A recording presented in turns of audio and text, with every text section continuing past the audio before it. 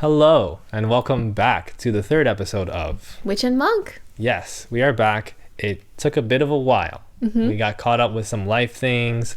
I was under the weather at a certain point. You were under the weather at a certain point. You know how it goes. But we're really excited to get into the topic of limiting beliefs today.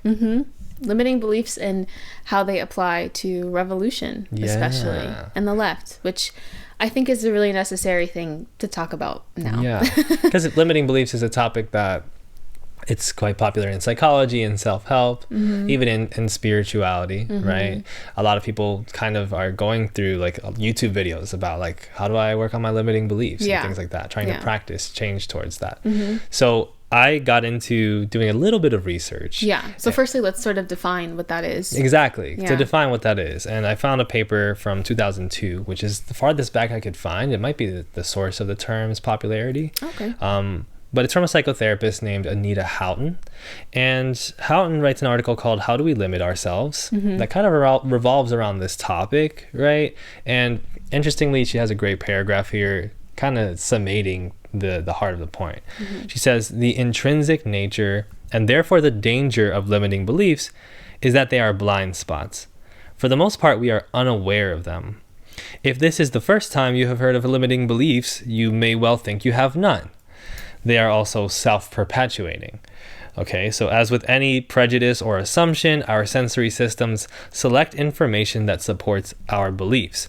These hidden and self-perpetuating beliefs have a profound effect on our actions, our feelings, and ultimately our success and happiness. So they're unconscious beliefs, right? Kind of like blind spots. Yeah.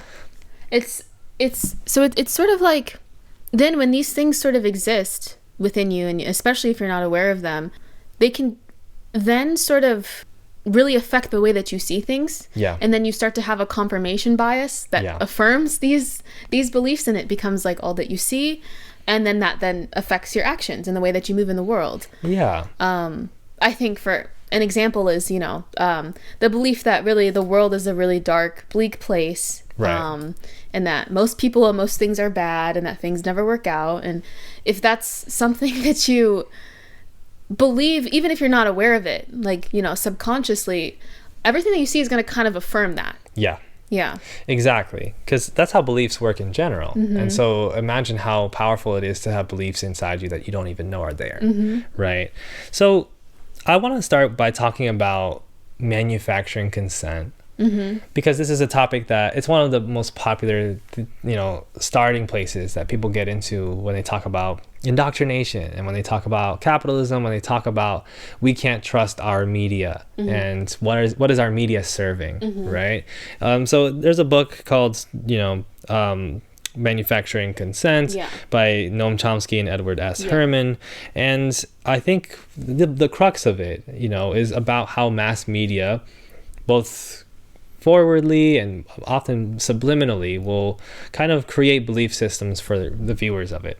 So if you've watched TV, if you've watched the news especially, and you're learning about what's going on around the world, especially when you're learning about different things that are happening in Congress, etc., you might not realize it because you're being given the idea of something very impartial being presented to you, but actually there is bias and there is partiality, and it's not something that they're unaware of.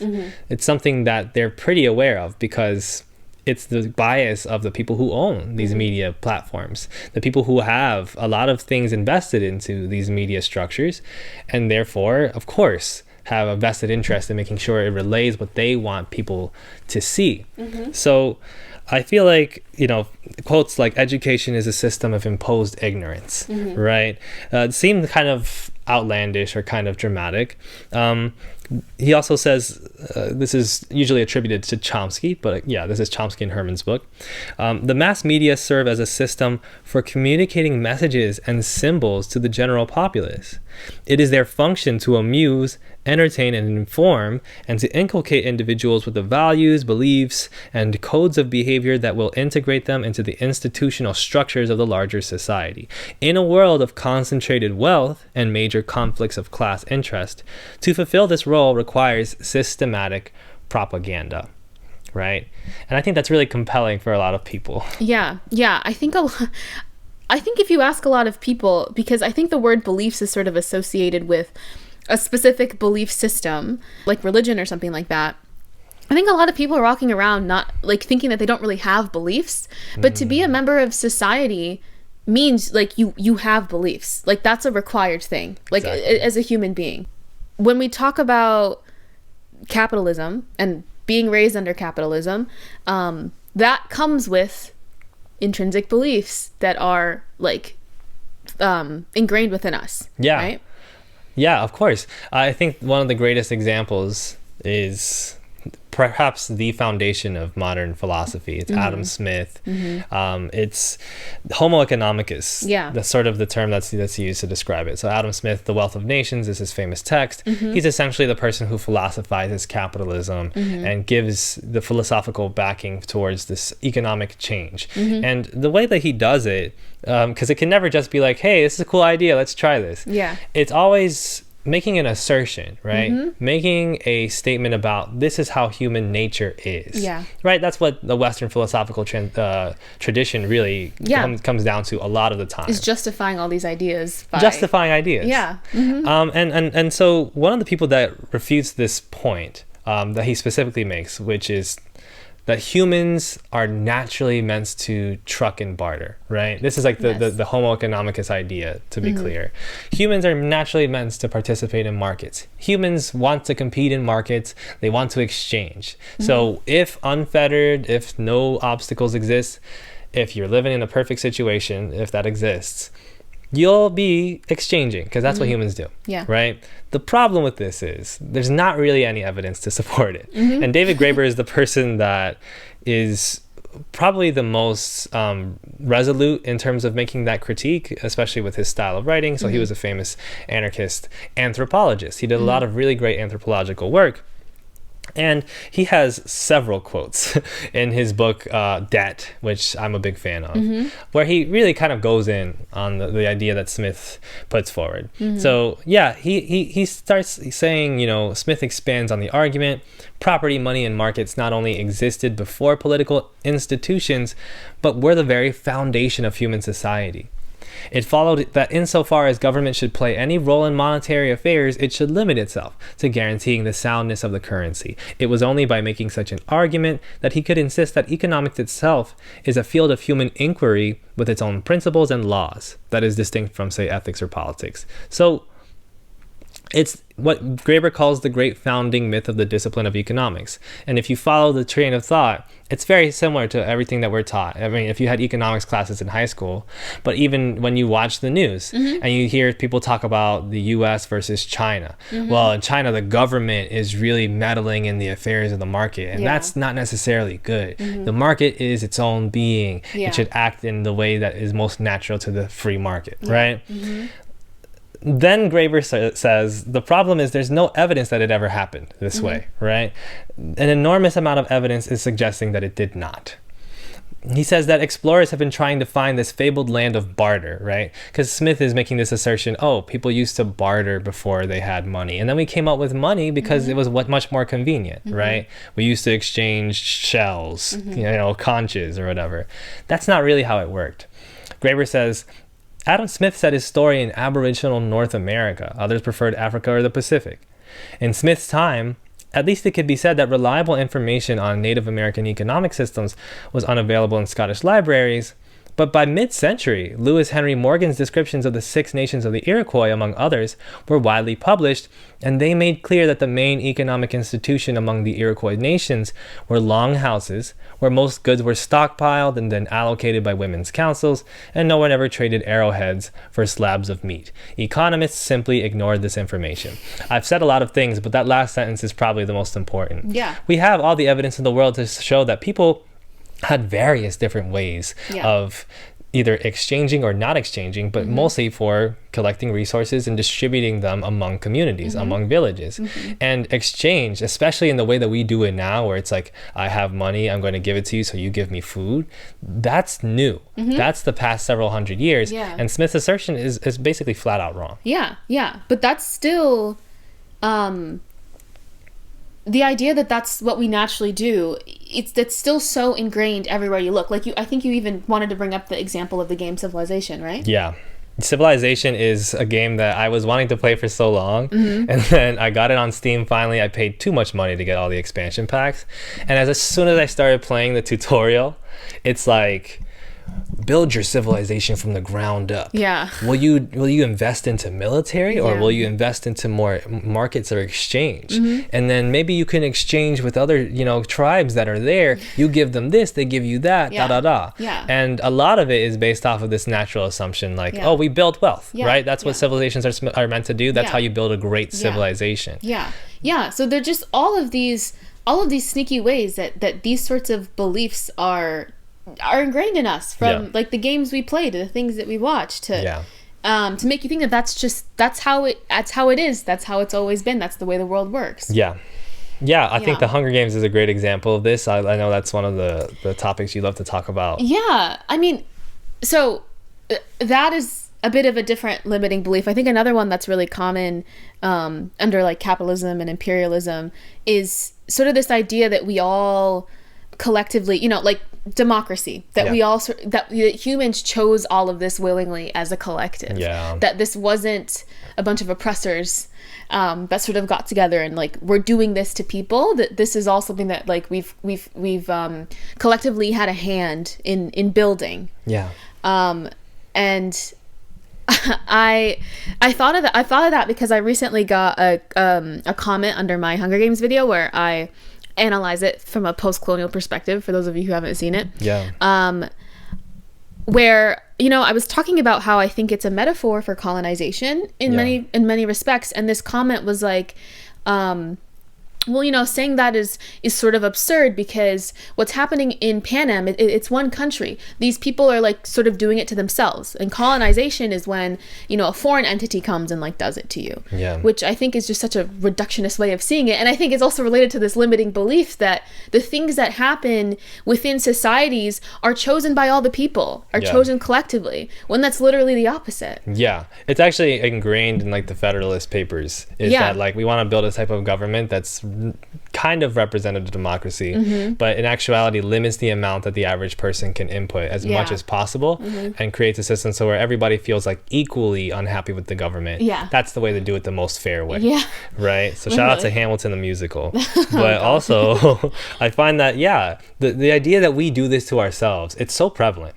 Okay, so every time you see the news cover something, going back to manufacturing consent too, every time you see the news cover climate change, it's always this idea of, wow, humans, we're destroying the world. Humans are simply choosing to destroy the environment. How can we as humanity come together and stop the earth from dying? Because that's going to affect all of us as humanity. No, it's not like that. It's a bunch of people who have a lot of money, who have created the world a certain way. I didn't choose personally to make the United States drill for oil more than any other country in the world. I'm not pro fracking. Most of the country doesn't know what fracking is. It's a hugely profitable business, and so that they keep doing it. That's not humans or all Americans choosing to do it to themselves, but that's still the narrative that gets perpetuated a lot of the time, even about something like Trump. Literally. The narrative that America chose Trump, which I think is a very limiting belief, because the reality is we, as the people collectively, we don't set the circumstances through which we're forced to make a lot of these decisions. Right. A lot of choices are made for us by the time it's time to elect an official. It's like if you showed up to your workplace one day and you're working at this business for a salary, and they're like, hey, we're going to vote for these two candidates for CEO, so you vote for which of the two you want. And you're sitting there and you're like not even getting much of a description. It's evil 1 and evil 2. It's just evil 1 and evil 2. It's like they both have horrible plans for the company. And then so people vote for number 2, and they're like, well, you guys chose this, so when we downsize the entire company and fire 5,000 of you, well, that was you guys' choice because you chose CEO 2. It's like, well, I didn't choose CEO 1.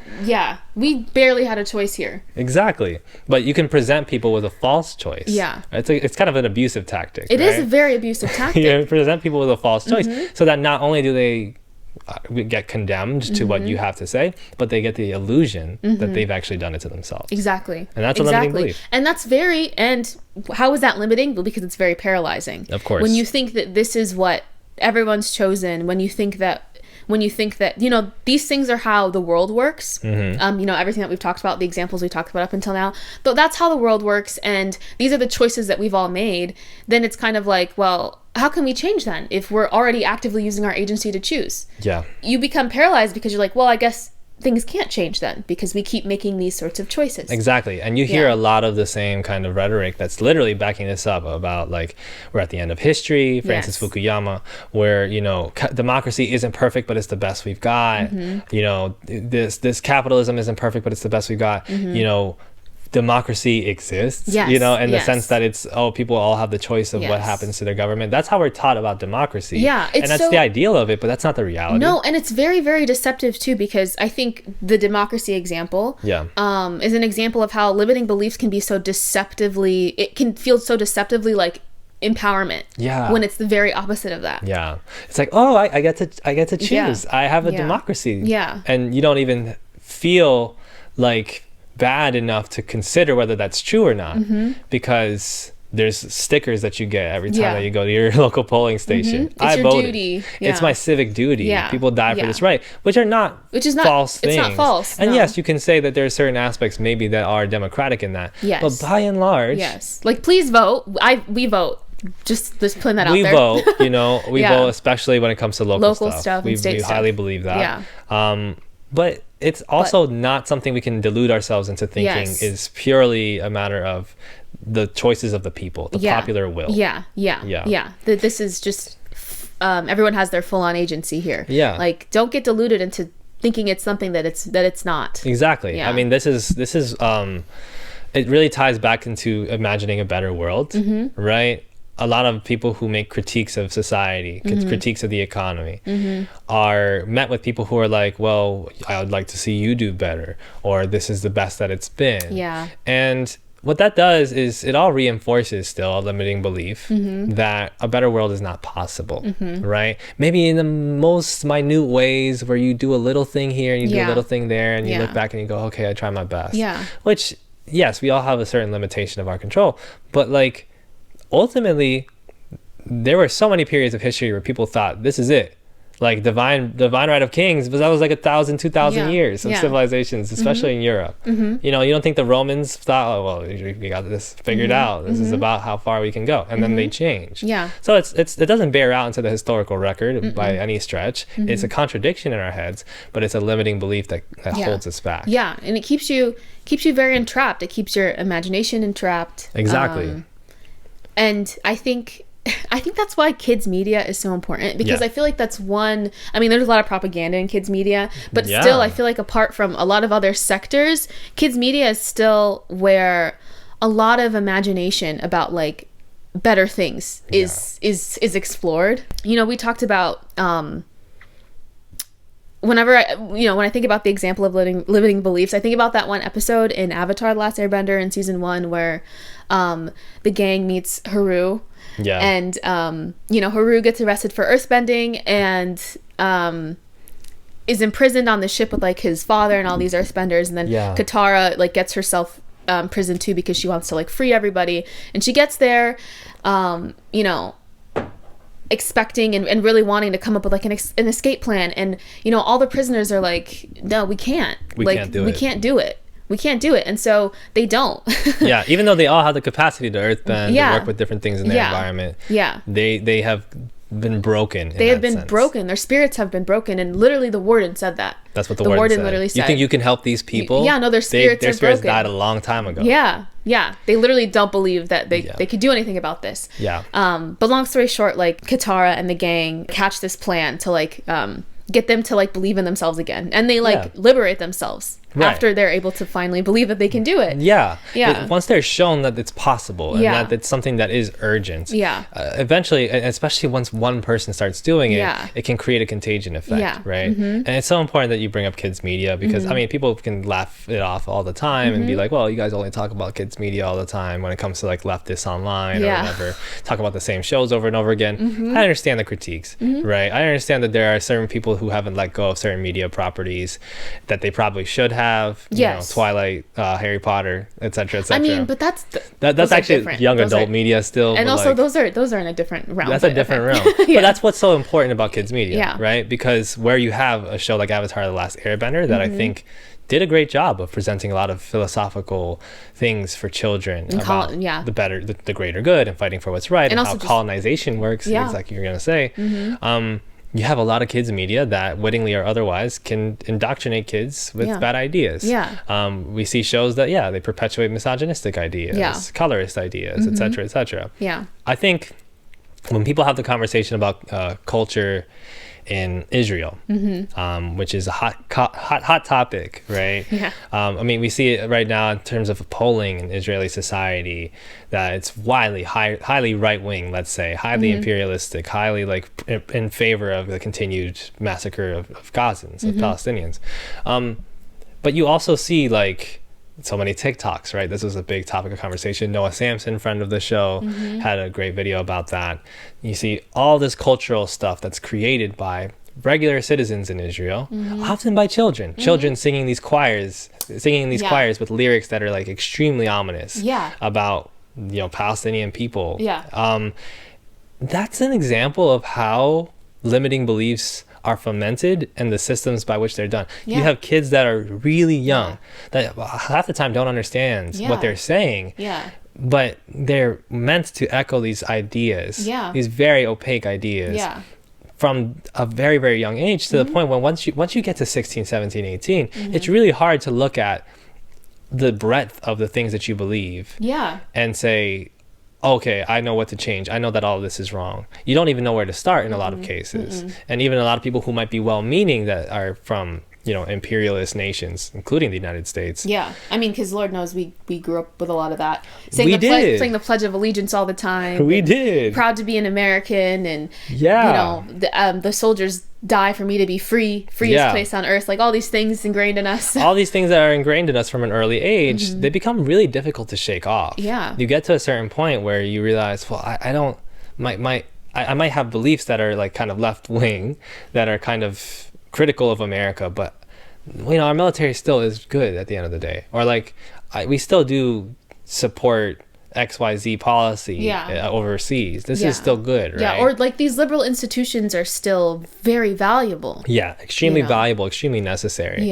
And look, you can have debates all day about the value of them, but a lot of this stuff just doesn't flat out match with the record, right?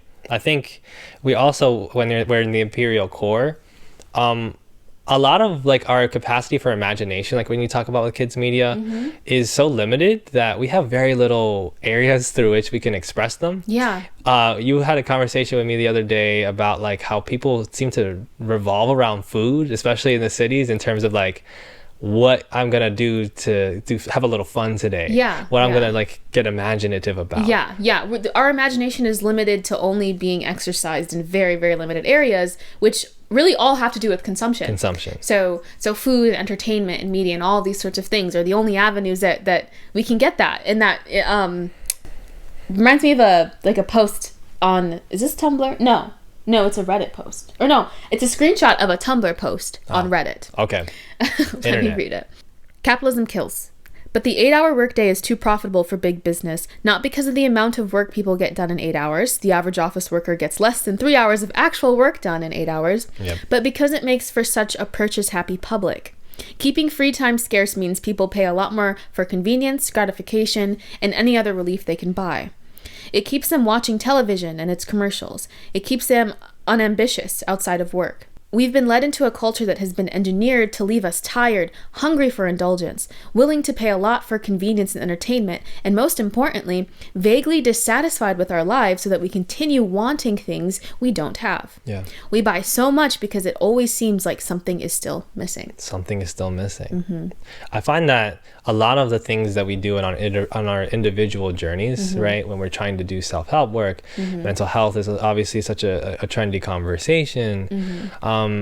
It connects so deeply with stuff that occurs on a society-wide scale, that occurs in systems of oppression, to use that term, that a lot of it ends up seeming like individual stuff, but really dives into deep histories. And this is part of why I get so passionate about topics like these and about colonialism. You know, my family is from the Dominican Republic. Yeah. We, whether they acknowledge it or not, you know, are people who have suffered very deeply from the effects of colonialism, from the effects of imperialism, from what imperial powers have done in the Caribbean, right? The poverty that creates, the precarity that creates, right? And so things like, a lot of immigrant kids actually talk about this, feeling guilt or feeling shame about their own position. I mean, stop me if you've heard this one, right? Like, my parents, they worked really hard. They were poor when they were kids. They moved to the United States. They got their education and they got these really good jobs. And they settled all these things down. They got a house and they had me. And here I am, 17 years old, 21 years old, 24 years old, depressed. Yeah. Right? And I don't know what I want to do with my life. Yeah. Or maybe I'm having some success, but it doesn't feel like I'm working very hard. Yeah. It doesn't feel like I've earned any of this. Yeah. Right? And there's a shame that feels very deep in terms of like, am I honoring the sacrifice that was made for me? Yeah. That's a consequence of colonialism on a deeper level. It does still require that you do individual work. Yeah. Right? And a lot of our individual limiting beliefs that we experience connect very deeply to these things. No, that... yeah, I think that's very related to also, I think a very big limiting belief of mine that I've recently really been coming up against the past few years and recognizing too, because I'm also an immigrant kid, that whenever I think about like, you know, how hard my parents worked and everything, you know, to build the life that they did here, you feel so pathetic when it's like,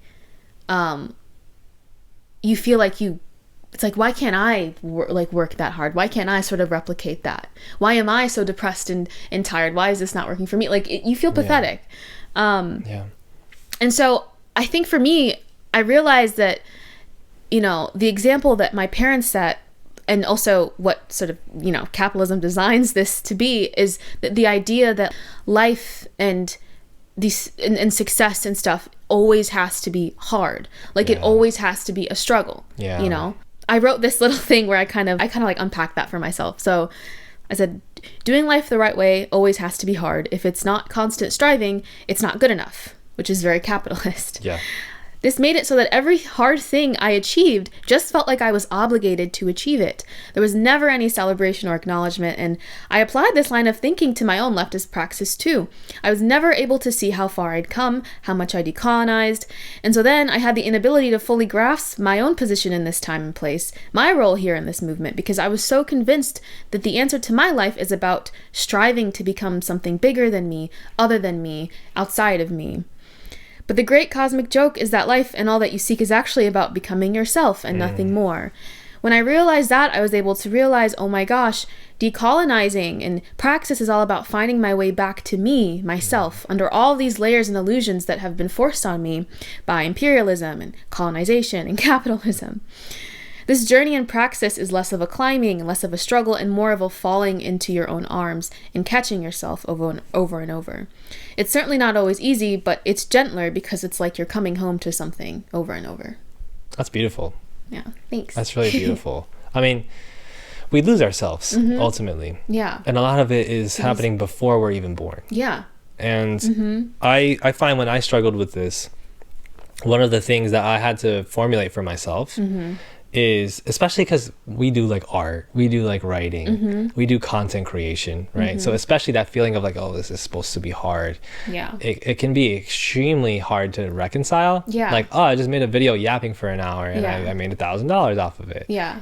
Oh, why is that happening? Yeah. You know, I didn't save anybody's life. Yeah. I didn't test anybody's blood sugar.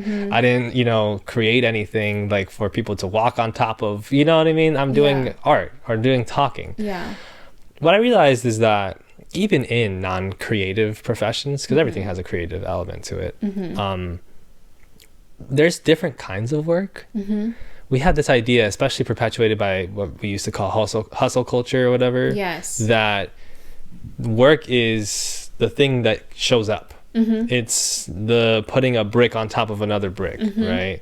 Work is solely that which you can see from the outside. Yes. And that seems to have like a very tangible thing. Yes, material. So as a writer, it's like every word that you write, it's every sentence. Oh, I knocked out 8 pages today. I knocked out 50 pages today. You know, which is great. This is very much work. There's nothing that says that that's not work, but you also have to get into positions in which you can do those things and have a meaningful outcome, especially as a writer, right? A lot of the work is internal. You know, it's not constant work. It's internal work where you're thinking, you're reading, you're going out, you're trying new things. You know, you're helping out at, you know, the local food shelter, or you're going for a walk. These things don't seem like work, and they don't feel like work in this sense that we've developed in ourselves. But they very much are part of the work. So necessary to it, in fact, that like anybody that has been a famous writer in history, you know, you can look at their stories and see how important it was for them to have all these other things that they did. They weren't just sitting down jamming out words out of just nothing. And so another thing that I've dealt with in terms of my own personal self-limiting beliefs is the idea that I always mess things up, right? Bouncing off of that idea too. It's this idea that, well, if I put myself in a position to try really hard at something, I probably will fail. I had a lot of experiences growing up because I'm a little neurodiverge, as the kids say, and I would find myself... They say neurospicy, but... A little neurospicy, okay. I'm not sure how spicy I was, but definitely neuro something. And I would find like difficulty with certain motor functions, to be honest. I would have difficulty grasping certain concepts. And I would find that people my age would be doing things that I wasn't ready to do or I wasn't capable of doing because I set them out more and more or just didn't get them. And that created a cyclical effect, because the more that I was sitting them out, or the more that I wasn't doing them, the more that when it came time for me to try, I was going to mess up because I wasn't going to be that practiced in it. Or really, the fact that I doubted myself means that I didn't apply my effort when it came time to try. So when it came time to make a song, if I was making music, a lot of the times it just didn't come out the way that I wanted it to. And I would be like, see, it's because I always mess this thing up. I can never get this right. It's a confirmation bias, exactly. I created that for myself in a lot of ways. It's not the only factor, but it's a key factor. You have to have a belief that you can do something in order to actually do it. A lot of the time. And that applies to revolution. Yes. That applies to organizing. That applies to praxis. Yeah. We are, you know, we have a left movement here in the United States where no one believes that like we can do it. Right. So few people actually believe that we can do it. It's you know, so many in the movement are chronically online because they're kind of stuck in this cycle of entrapment. In these limiting beliefs that things are hopeless. Things are, you know, when you don't feel a sense of hope, you're always looking for content that will reinforce that lack of hope. You're going to see more and more negative stuff. And our algorithms are tailored to show us negative stuff because it gets more reactions. That gets more reactions, and it also keeps you there longer. You know, we're systematically being taught to think everything sucks. And it's not that that's not founded on truth. Yes, a lot of things suck under capitalism. A lot of things suck under capitalism. A lot of things are broken. A lot of things are horrible. But the central idea that we can't do anything about it. Or the central idea that, like, one of the big parts of this is, oh, people just won't get it. people are just too dumb. Yeah. Humans are too selfish, right? Yes. But going back to the idea with Trump and Yeah. with, you know, the idea that we make our circumstances. Yes. Humans being inherently selfish is a Limiting Western belief. colonial thing. Yes, That's absolutely. that roots in that. It roots in Hobbes, and it roots Yeah. in like how Hobbes was used in many different sort of projects going from that. A lot of it has roots in Christianity. And I see this applied so much that it's almost hard to track. It's like, as a person who is from, you know, of Dominican descent, right? Of Latin American descent, right? Something that shows up a lot is that people have these tremendous doubts about what people in poor countries can do. Yeah. What people in poor places can do, right? To the point where when they are clearly doing things, the follow-up is, well, it's probably not going to work. Yeah. And a lot of it comes from also this idea, ironically, you know, people from the global south are so backwards. They're very conservative. So, you know, if you conceive conservatism to be like this destructive force, which is very valid, you can see that there are a lot of people who, especially when they're immigrants in the US or people that you see online in other parts of the world, like, it's like, oh, they haven't passed gay marriage in that country, like to legalize that. Yeah. Oh, they have really backward ideas about gender, about women, about sex. Yeah. A lot of those ideas come from colonialism Yeah. itself. They come from, and this is not always the case, Not always. but they come from, in great part, ways that people from poor countries preserve themselves, defend themselves. They acclimated to the environment that was created. the for them. environment that was created for them, because otherwise they would have died. Yes. Many of them did. And I think this is a great example Yeah. of how a limiting belief is formed. Yeah. Because yes, a lot of people, we know people that are from these, you know, are from poorer countries, that are from marginalized backgrounds, especially in poorer countries. They can be extra patriarchal, extra homophobic, Yes. right? Extra capitalistic. Yes. And they genuinely believe it. Yeah. And it's not that they shouldn't be opposed or they should be taken pity on necessarily. But but understanding that it's a survival tactic. Yeah. Well, it emerges because, like, I had written down, like, you know, for one, like, we're not, you know, people in the global south are not afforded the same liberties to, like, try projects that are progressive. You know, they're often put in very vulnerable positions already, to where, like, if the US decides we're going to start being less homophobic in the US, Yeah. you know, people in South America might be a little bit like, well, we want to make sure that we are not going to get castigated for doing that, because when the inevitable conservative turn happens in the US, and they go back to hating gay people again, and then we like gay people all of a sudden, that's going to be a way that they look, that puts us in danger. That's a way that they can look at us as backwards again, right? I think that these things root themselves also in, like, necessary dispositions, right? In order to be safe, you live by certain codes. Patriarchy is a perfect example of this. Men live by certain codes, because if men are effeminate, if men present gender differently, or if they're socialized as men, but they're not men, if they're attracted to men, right? They're having to be especially, like, diligent about rooting those things out from themselves, because they can get violently attacked. They can get killed for that. And so what happens is that men then, borrowing from that, in order to make sure that they keep those ideas in mind and that they keep themselves safe, and also to ensure that they don't get fucked up about it. You know, to use a curse word, that they don't get messed up about it. They convince themselves that it's true. Well, men are just like this. Well, gay people are just backwards. They're just bad. Right? Not because, they were shown some rationality for it, but because, in their bones, they need that to be true. That's how they survive. That's how people survive. And so, I think beliefs emerge out of necessary dispositions, and that's why it's so important that, you know, when we talk about this with colonialism, revolution, we're not the people that just came up with that in terms of, we need to break limiting beliefs. Know? Aimé Cesaire in Discourse on Colonialism, this is a very famous text, and this is a great text where he talks about, you know, how Europe pretends Hitler came out of nowhere and that fascism came out of nowhere and refuses to reckon with what it does to the colonies. Insert that tweet right here. Insert that tweet about the fascist Jesus. Fascist Jesus.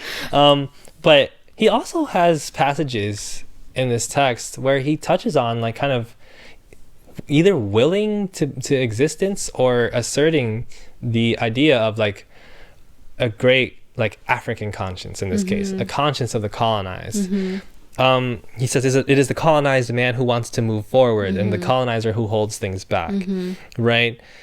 And he says this in part not just because he's like I'm pro my people or whatever, but because he's trying to will people into believing that. Yeah, he's trying to will people into actually believing in themselves enough to say like, you know what, we are civilized. Yeah, right. Yeah, he talks about, I mean, if you would like to read these quotes as well, because I've been yapping for a while. Okay, but these quotes here also kind of get into exactly how he is tackling the inferiority complex that is developed in the colonized. Yeah. Yeah. So the first one, what I have been telling you about the atmosphere in which we lived, an atmosphere of assimilation in which Negro people were ashamed of themselves, has great importance. We lived in an atmosphere of rejection, and we developed an inferiority complex. An inferiority complex, right? And then the second one, you know, about values. At the time we began to write, people could write a history of world civilization without devoting a single chapter to Africa, as if Africa had made no contributions to the world. Therefore, we affirmed that we were Negroes, and that we were proud of it, and that we thought that Africa was not some sort of blank page in the history of humanity. In sum, we asserted that our Negro heritage was worthy of respect, and that this heritage was not relegated to the past, that its values were values that could still make an important contribution to the world. So you see how it's a project for him. It's not just, this is what I think. Yeah. It's also, he's fighting thoughts that are forced onto him and to people like him. Yeah. Right? So sometimes destroying a limiting belief in your own life is a matter of saying, instead of I always fuck up, saying I always make it work. Yeah. Or even when I fuck up, I make it work. Yeah. Right? Yeah. I've been cussing a lot today. But like sometimes it's about asserting positive ideas about yourself that it's very easy to be cynical about. Oh, well, that's not true. Sometimes you mess up. Oh, you must have an ego about yourself. No. Yeah. I'm breaking some things down in myself that were holding me back and actually making me be a worse person. Yeah. You know, I know for me, because for a long time, I also kind of got trapped in the thought of like things being hopeless and the world really being bleak and things and people and things being bad. Yeah. That I purposely was like, I am going to look for. So there's this idea of the opposite of triggers, which are glimmers. So it's like every day when I see something that, you know, lights me up or makes me smile or gives me some sort of hope, some sort of like positive thing, I'm going to take note of that. Yeah. I'm going to take note of that. And I'm going to try to do the confirmation bias the opposite way. Yeah. You know, that could be an example of how you really engage with those limiting beliefs and change them. Like, yeah. Yeah. I think if we're making any contribution to leftism, which I guess that's part of what we try to do, or at least try to help people who are trying to be more progressive, who want to change the world. Yeah. You have to believe that you can. Yeah. And you have to believe that you can contribute to it in a way that is meaningful. That when you do, whether it's you're working at a mutual aid, you're cooking for people, whether it's you're donating money, that this is something that matters and that it helps. Yeah. And frankly, it's not a very outlandish thing to believe in the first place. It's you have to believe that it's, at the very least, you have to start with it's possible. Yes. You have to start with it's possible, because, you know, we talk about this all the time, that all the lefty and the queer and the colonized elders that have come before us have written so much about this, and they did so much in their lives about this, and we are now at a point where, you know, they wanted so badly to see the end of empire. They wanted so badly to see that end. Yeah. And now we, in 2025, are sort of at the point where the empire is kind of destroying itself. Yeah. And instead, and so many of the times we get trapped in the thought of, well, that means that the world is ending, and not, how is this an opportunity for us to build anything else that's possible? Yeah. Yeah, I would argue that people actively discourage people, even within the left, from having some type of naivete about the moment. Yeah. They argue, like, if you're not saying how things are bad, then you're not really doing leftism. Yeah, which is so funny, because that's not the praxis that like is preceded. That's not how any of this has come about. Yeah. Even the things that we've secured in our democracies, like our elders have secured in terms of, voting rights for women. Yeah. Like important, like desegregation. Yeah. These were things that came about because there were steadfast movements that pushed for them. And believed that it was possible. Yeah. And so if there's anything you could take away from it, in this episode, it's to examine your own limiting beliefs, where they come from, what things are you believing subconsciously that you're not acknowledging about yourself? Yeah. How are you confirming that with the way that you see things and then in your actions? Yeah. And from there, working to foment a newer way of seeing the world, a newer way of seeing yourself, that and others that is actually more grounded in what you truly believe and what you truly want to believe, and what's really humanistic and what's really powerful in terms of changing the way things are. All right. Okay. Well, thank you for watching and listening. It was great to be back on and talk to you. And we will have more episodes soon. Yeah. Okay. Have a good one. Bye.